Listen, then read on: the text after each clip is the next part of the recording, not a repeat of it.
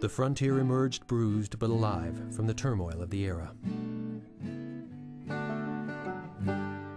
Photographers began to approach the landscape from a different point of view in a movement called New Topographics. The premise of New Topographics was to find a way to recapture part of what 19th century photographers like O'Sullivan and Jackson and Watkins had done, which is look at the landscape and make pictures of what they see. I think that it was a reaction against what landscape photography had become. If you look at Ansel Adams's work, what you see is a kind of idealization, a romanticized version of what landscape means, making beautiful images of beautiful places. And I think there were a lot of photographers that we began to identify in the mid-70s who wanted to back up from that to look at what's really here instead of what we imagine to be here. The world of the 70s landscape photographer takes place precisely at that intersection of what you might call the kind of sacred nature of the heroic landscape and the secular nature of everyday world. If we think of Edward Weston and Ansel Adams certainly, and even Minor White, standing at the edge of civilization, looking out toward the wilderness with civilization at their back, we think of a new topographic photographers as standing at the edge of civilization with the landscape at their back. I think the new topographic photographers really wanted to bring to our attention that the environment that we live in is not a natural environment, that it's an environment that we have constructed to meet our needs. As opposed to an Ansel Adams picture of Yosemite, when you look at it, you know perfectly well that's not what you're going to see when you get there. You're going to see trailers and campers and tents and columns of smoke and concessions. And you look at the Ansel Adams and it looks like no human being has ever set foot in the place. Well, the photographers in New Topographics would go and photograph the trailers and the tents, as well as El Cap.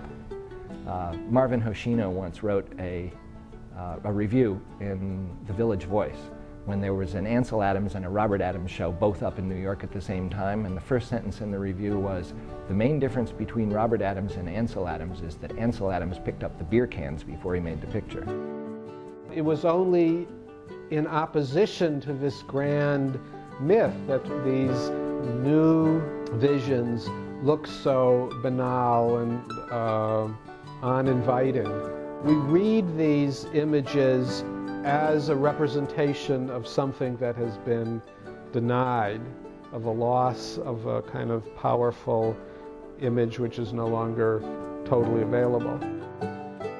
I was curator of 20th century photography at the George Eastman House, and one of the major exhibits that I oversaw during that time was New Topographics. Tom Barrow, who was also a curator at the Eastman House, told me a long time ago that New Topographics was either going to follow me to the grave or into a Taco Bell. He didn't know which. I don't know where he got that intuition, because it didn't seem evident to me. A show that I did very close to that, the extended document, included people who now are, wildly famous. It went up, it came down, it had a catalog that didn't sell, nobody paid attention. New Topographics, the catalog's been out of print for years and I still get requests for it. I only have one coffee-stained copy. And it's still being written about. New texts on the history of photography come out and they mention New Topographics. The photographers in the New Topographic exhibit were Robert Adams, Louis Baltz, Bernd and Hilla Becker, Joe Deal, Frank Gulk, Nicholas Nixon, John Schott, Stephen Shore, and Henry Wessel Jr. And I think the reason is that they found a way that landscape photography could be relevant to their own concerns. It also seemed kind of edgy, like the photographs seemed interesting and worth looking at, but ultimately extremely plain, and they were made with that plainness on purpose. And they forced you to engage them intellectually and not just be pleased by them.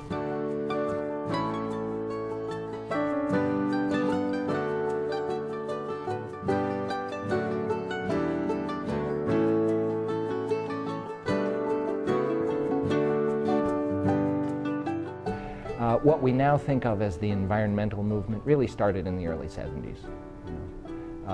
We kind of had to send a rocket to the moon, get pictures from the moon to show us, oh yeah, it really is spaceship Earth.